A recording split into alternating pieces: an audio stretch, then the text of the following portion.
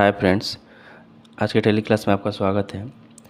पिछले क्लास में हम लोग टैली पे डिप्रिसिएशन का एंट्री सीखे थे। देखिए, आज की क्लास में हम लोग देखेंगे टैली के अंदर मल्टीपल लेजर कैसे बनाते हैं। अभी तक हम लोगों ने देखा कि सिंगल लेजर को कैसे क्रिएट किया जाता है, कैसे बनता है, लेकिन आज की क्लास में हम लोग देखेंगे एक ही ग्रुप के बहुत सारे लेजर हों तो एक बार में मल्टीपल लेजर कैसे क्रिएट किया जाता है। जैसे आपके सामने एक स्लाइड पे शो कर multiple ledger creation, ledger name, ledger group, opening balance. जैसे ग्रुप में बैंक अकाउंट एक दिख रहा है जिसमें 3 लेजर है, ऐसे बहुत सारे हो सकते हैं। फिलहाल हम 3 के एग्जांपल ले लेते हैं। जैसे बैंक ऑफ इंडिया एक हो गया, IDBI हो गया और सेंट्रल बैंक हो गया। ठीक है, यहाँ पे देखते हैं तो इनका ओपनिंग बैलेंस भी है। वैसे यहाँ पे लेजर है, दूसरा लेजर भी बनाया है जैसे फिक्स एसेट्स का, एक ही ग्रुप का है और 3 लेजर है। जनरेटर हो गया, वॉशिंग मशीन हो गया, मोटरसाइकिल हो गया, सबका ओपनिंग बैलेंस यहाँ पे दिया हुआ है। तो इन सब का लेजर हम मल्टीपल से कैसे बनाएंगे, यानी मल्टीपल लेजर क्रिएशन से कैसे इसको क्रिएट करेंगे, ये हम देखते हैं। उसके लिए हम चलते हैं टैली पे। हम डेस्कटॉप आइकन से टैली को ओपन कर लें, डबल क्लिक करेंगे, आपका ओपन हो जाएगा टैली। फिर आपका आता है यहाँ पे कंपनी सेलेक्ट करना, कंपनी सेलेक्ट कर लेंगे और एंटर कर देंगे। एंटर करते ही आपके सामने देखिए 2 चीज़ दिख रहा है। गेटवे ऑफ टैली में आप अकाउंट्स इन्फो, यहाँ पे जाना है। अकाउंट्स इन्फो के बाद आपको लेजर पे जाना है, एंटर कर दो। और यहाँ पे हम लोग पहले जो देखे थे, पहले लेजर क्रिएट करना सीखे थे जिसमें सिंगल लेजर का क्रिएशन सीखे थे। आज हम लोग सीखेंगे मल्टीपल लेजर का क्रिएशन। तो यहाँ पे मल्टीपल ले में जाके क्रिएट करेंगे। क्रिएट करते हैं आपको यहाँ पे सबसे पहले पूछता है अंडर ग्रुप क्या है। तो अंडर ग्रुप हम लोग क्या करेंगे, जैसे कि बैंक अकाउंट का है तो यहाँ से बैंक अकाउंट सेलेक्ट कर लेंगे। देखिए फर्स्ट में ही आ गया बैंक अकाउंट, एंटर करें। बैंक अकाउंट का सबसे पहला लेजर था बैंक ऑफ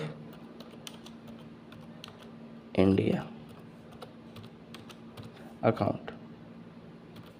देखिए अकाउंट के बाद इसमें हम चाहें तो अकाउंट नंबर जो हो मेंशन कर सकते हैं, जैसे अकाउंट नंबर मेंशन कर सकते हैं, एंटर करें। बैंक अकाउंट यहाँ पर अंडर ग्रुप में बैंक अकाउंट अपने से आ जाएगा। मान लीजिए ओपनिंग बैलेंस कुछ बचा हुआ है लास्ट के अंत में, तो हम यहाँ पे कुछ बैलेंस डाल दें, एंटर कर दें, फिर एंटर करें। फिर एक और लेजर ग्रुप है आपका, क्या है दूसरा, IDBI अकाउंट, एंटर करेंगे।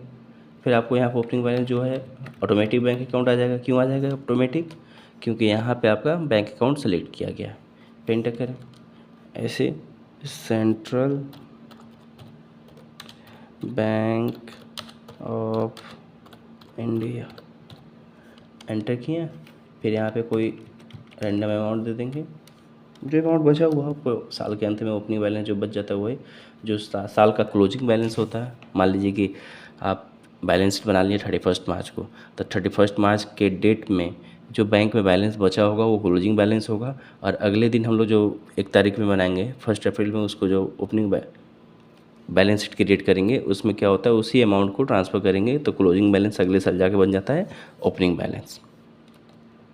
ऐसे करके बहुत सारे बैंक का नाम बना सकते हैं। जैसे हम 3 का ही एग्जांपल लिए थे, तीनों को जब ये 3 बन जाए ग्रुप का तो एंटर करेंगे, यहाँ पे एक्सेप्ट पूछेगा, एक्सेप्ट करा देंगे, आपका मल्टीपल लेजर क्रिएट हो गया। वैसे हम दूसरा भी बना के देखते हैं, क्रिएट। देखिए यहाँ से बैक करें, यहाँ पे R प्रेस किए तो डायरेक्टली आपका क्रिएट ऑप्शन भी चला गया। दूसरा क्या था, fix assets, fixed asset, enter किए। यहाँ पे एंटर करने के बाद लिखेंगे सबसे पहले जनरेटर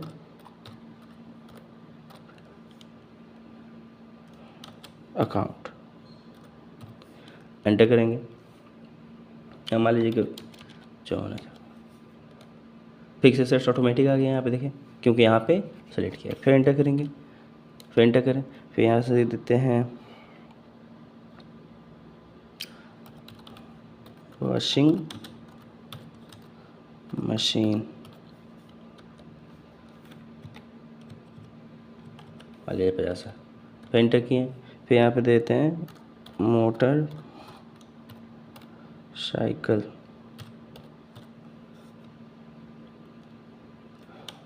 अकाउंट, एंटर किए। यहाँ पे हम क्या किए, एक रैंडम अमाउंट दे दिए,